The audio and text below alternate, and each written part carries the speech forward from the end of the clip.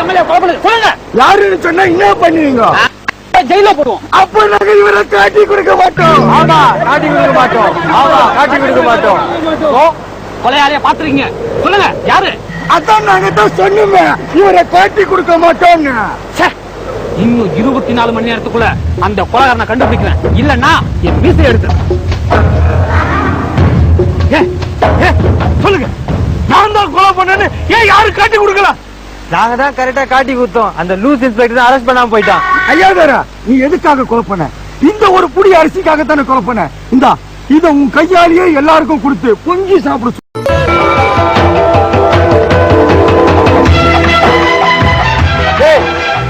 பசங்களா நடுரோட்ல பண்றீங்க? யார வர்றது? 10 ரூபா கூட யாரு வராங்கன்னு சொல்றேன்.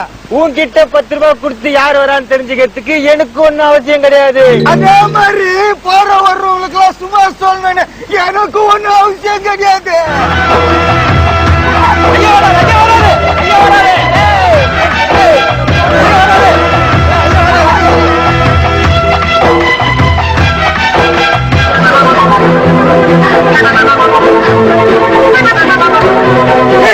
ஐயாவை காணடா. அங்க பாருல, ஐயா பின்னாடி நடந்து வந்துருக்காருல. நடந்தே வர கவர்மெண்ட்ல டீசல் விலை அதிகமாச்சுன்னு சொன்னாங்க. அதனாலதான் வேலை முன்னாடி அமைச்சிட்டு நான் பின்னாடி நடந்து. பாத்தியாடா நம்ம ஐயா துறையோட எளிமையே. அந்த ஆளு ஏதோ யாடா கூடமா பண்ணிட்டு வந்துக்கிறாரு, அதை போயிட்டு எளிமன்ற சுமரா. ஐயா துறை, நீ போன வேலை முடியலன்னு சொல்லிட்டு உன் எம்எல்ஏ பதவியை தூக்கி எறிஞ்சிட்டு வந்திருக்க பத்தியா? அதை நினைக்கும் போது எனக்கு பெருமையா இருக்குதான். பின்னடையா காஷ்மீர்ல இருந்து பாகிஸ்தானுக்கு உள்ள பஸ்ஸ நம்ம ஊர் வழியா விட சொன்னா முடியாதுன்னு சொல்லிட்டாங்க. மக்களுக்கு நல்லது செய்ய முடியாது இந்த பதவி எதுக்கு? அதான் தூக்கி எறிஞ்சிட்டு. பைபாஸ்ல வர்ற பஸ் நம்ம ஊருக்குள்ள வராது. நீங்க காஷ்மீர்ல வர்ற பஸ் நம்ம ஊருக்குள்ள விட சொன்னா எப்படி வரும்? காஷ்மீர்ல இருக்கிற ஆப்பிள நம்ம ஊருக்கு வரும்போது காஷ்மீர்ல வர்ற பஸ் ஏன் நம்ம ஊருக்கு வரக்கூடாது? நீ வேற ஜாதிக்காரனா இருந்தாலும் எனக்காக வக்காலத்து வாங்கி பேசுவியே, நீதான் என்னுடைய உண்மையான நண்பன். ஐயா தோர, ஐயா தோர, நீ பல்லாண்டு வாழ்க ஐயா தோர. என்ன ஐயா தோர, கஷ்டப்பட்டு புடிச்சு வச்ச ஒரு திருடனை திறந்து விட்டுட்டியே. நீங்க தானே ஐயா தோர, ஐயா தோரன்னு பாடுனீங்க, அதான் திறந்து விட்டேன். ஐயா தோர, ஐயா தோர. நிறுத்துடா, அங்க ஒரு பொம்பளை புளிச்சுன்னு இருக்குது, போய் அந்த கதையும் திறந்து விட்டுற போறாரு. நான் சும்மா சொன்ன, வாங்க போலாம்.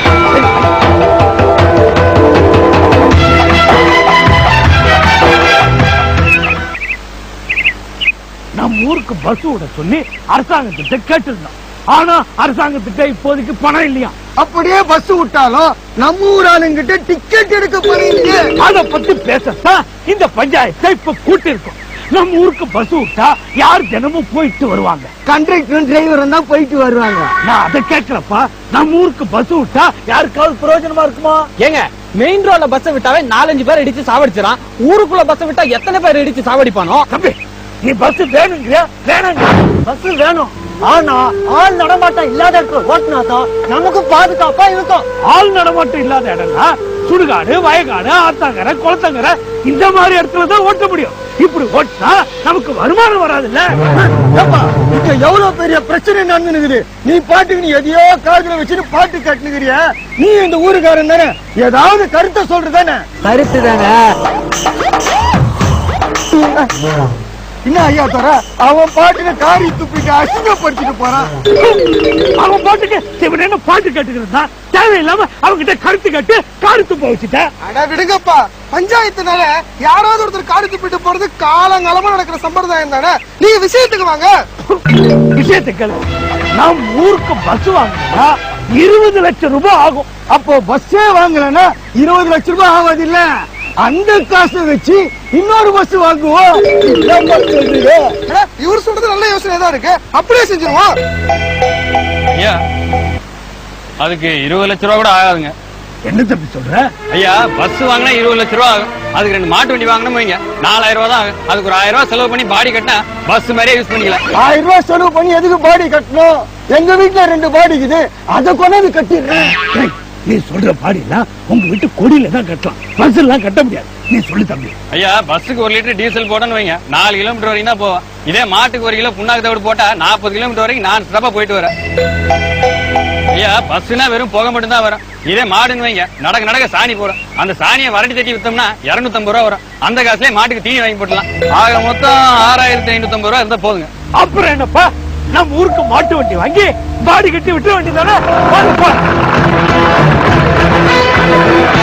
ஒரு கைப்புடி அரிசிக்காக எங்க அப்பனை கொண்ட அந்த ஐயா துறைய வெட்டாம விட மாட்டோம்ல. ஆமா, இப்படிதான் ஒரு தடவை அவனை வெட்டுறேன்னு சொல்லிட்டு சலூன் கடைக்கு போய் ஷாருக் கான் கட்டிங்ல வெட்டி வந்திருக்கேன். நான் என்னல பண்ணுவேன்? ஒவ்வொரு தடவை அவனை வெட்ட போகும்போதும் நான் ஐயா துறை இல்ல பாக்சன் துறைன்னு சொல்லி ஏமாத்திருக்கேன். என்னைக்கு அவன் வாயால ஐயா துறைன்னு சொல்றானோ அன்னைக்கு என் கையால பண்ணல அவனுக்கு சாவு. கருப்சாமி, நீ ஒண்ணும் கவலைப்படாத. நான் ஐயா துறை வீட்டுக்கு போன் பண்ணி ஹலோ யார் பேசுறதுன்னு கேட்பேன். நான் தான் ஐயா துறை பேசுறேன்னு சொல்லுவான். அந்த நேரத்தில் நீ அருவா எடுத்து கலெக்டர் அவனை போட்டு.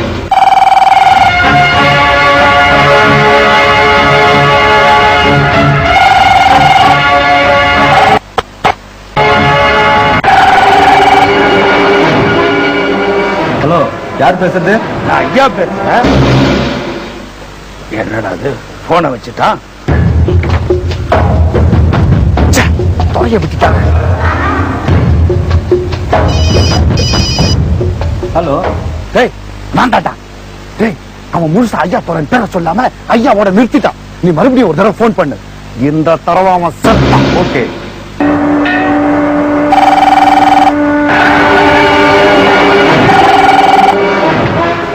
ஹலோ யார் பேசுறது? போனை வச்சுட்டான். இந்த தடவை துறைய சொல்லிட்டு ஐயா விட்டானே. ஹலோ, டேய் நான் தாண்டா. இந்த தடவை அவன் முழுசா பேரை சொல்லடா. நீ இன்னொரு தடவை போன் பண்ண. காசி நீ அவுக்குற பெரிய லாடாட்டம் பேசினிக்கிற. நீங்களும் இத்தனை வருஷமா ஐயா துறைய வெட்டணும் தான் சொல்லின்னு இருக்கீங்க. ஆனா ஒவ்வொரு தடையும் அவன் தப்பிச்சுனே இருக்கானே. அதுக்கு தாம்ல 6 பிள்ளைங்களை பத்தி நான் வெட்டனாலும் என் பிள்ளைங்க வளர்ந்து அவனை வெட்டுவான். பிள்ளைங்க பிகர் தான் வெட்டுவான். பின்ன என்னப்பா, இப்பயே அந்த ஆளுக்கு 3 தடவை அட்டாக் வந்துச்சு. உன் பிள்ளைங்க வளர்ந்து வெட்டுறதுக்குள்ள அவன் வயசாகி செத்து போயிடுவான். 30 வருஷத்துக்கு முன்னாலேயே அவன் மஞ்சக்காமாலையில செத்து இருக்கணும்ல. நான் தான் மருந்து மாத்திரை கொடுத்து அவனை காப்பாத்தினேன். ஏன் தெரியுமாம்ல? அவன் என் கையால தாம்ல சாகணும். இப்படிதான் ஒரு தடவை ஐயா துறை கடன் தொலை தாங்க முடியாம கிணத்துல அவன் என் கையால தான் சாவணும்னு சொல்லி அவனை காப்பாத்தி அவன் கடனை வேற அடிச்சுக்கியா. நிறுத்துறான். கத்தியில வெட்ட போனாதானே தப்பிக்கிறான். இந்த தடவை நான் அவனுக்கு வைக்கிறேன்டா வெடி. இந்த பாம் சரியா வெடிக்குமாம்ல? என்ன இடிக்கிறீங்க? கரெக்டா வெடிக்கல. வைக்கிறப்ப வெடிச்சிருச்சுன்னா என்ன கருப்சாமி இப்படி கேக்குற? போகும்போதே 2 பாம் எடுத்துட்டு போவோம். ஒரு பாம் வெடிச்சதுன்னா இன்னொரு பாம் வச்சுட்டு வந்துருவோம். எல்லாம் முட்டா பையல. வைக்கிறப்ப வெடிச்சா நான் செத்துற மாட்டேன்ல. எல்லாம் பாம்கார குண்டு வெடிச்சா கருப்சாமி செத்துருவேன்னு சொல்றாருல, அதனால வெடிக்காத குண்டா கொடு. வெடிக்காத பாம வச்சு நான் எப்படி ஐயா துறையை சாகடிக்கிறது? வெடிக்கிற பாம் வச்சா நீங்க செத்து போயிருவீங்களா? ஓ குழப்புறானே. இப்ப வெடிக்கிற பாம வைக்கிறதா வெடிக்காத பாம வைக்கிறதா? 2 பாம்பே வேண்டாம். ஏற்கனவே வெடிச்ச பாம்பு வச்சாக்கா யாருக்கும் எந்த பிரச்சனையும் வராதுல்ல. நீங்க பாம்பு வைக்கிறீங்களா வைக்க மாட்டீங்களா எனக்கு அது தெரியாது. பாம்பை கொடுத்தாச்சு, நான் வரேன்.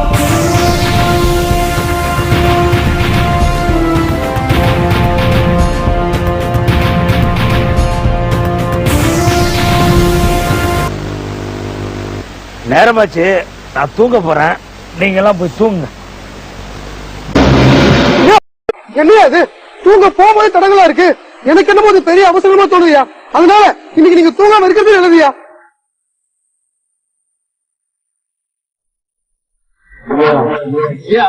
தோல்ல கிடக்கிற துண்டு கீழே விழத பார்த்தா ஏதோ பெரிய ஆபத்து ஒரு மாதிரி இருக்குதுங்க. நம்ம மணி சொன்ன மாதிரி நீங்க நைட்டு தூங்காம இருக்கிறதே நல்லதுங்க. நீ ஒண்ணும் பயப்பட சொல்ல தர ஐயா. தண்ணி குடிச்சா தடங்கள்லாம் போட சொல்லுவாங்க. நீங்க குடிச்சிட்டு போங்க. ஏன் மணி, தண்ணி குடிச்சா தடங்கள்லாம் போயிருன்னு சொன்ன, இப்ப தண்ணியே தடங்களாயி போச்சு. ஐயா, நீங்க தூங்க போறது என்னமோ எனக்கு பயமா இருக்குதுங்க. தூங்குறதுக்கு முன்னாடி கொஞ்ச நேரம் உட்காந்து போங்க. நோக்க கண்ணை சுத்துது. இந்த நேரத்துல போய் உட்காந்துட்டு போங்க, நின்னுட்டு போங்க. போட.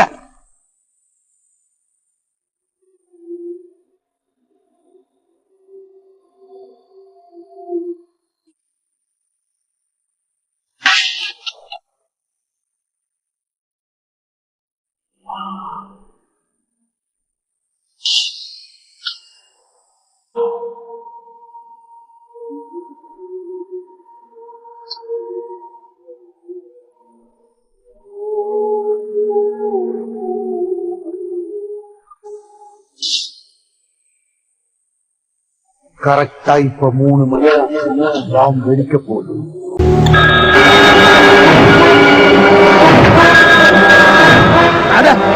என்னடா 5 மணிக்கு வைக்க வேண்டிய அலாரத்தை 3 மணிக்கு வச்சு தூக்கத்தை எடுத்து வச்சுட்டாங்க.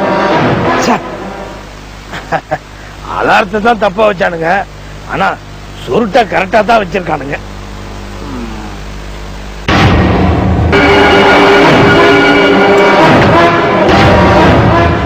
கருசாமி கருசாமி என்னல அந்த ஐயாத்தோர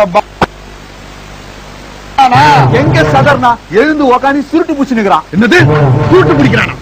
அப்போ அந்த பாம்காரன் ஏமாத்திட்டான். நம்மள எங்க ஏமாத்தினான்? உன்னதான் ஏமாத்திட்டான். 3 ரூபாய்க்கு பாம் தரான ஒண்ணு பல்ல ஈச்சின்னு வாங்கினிய.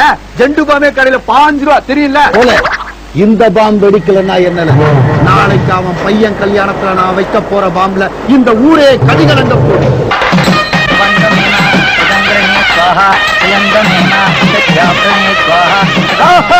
ஓஹோ, கல்யாணம்னா இதுவல்லவா கல்யாணம். நம்ம சார்லஸ் தமிழா கல்யாணம் கூட இந்த மாதிரி நடந்திருக்காது.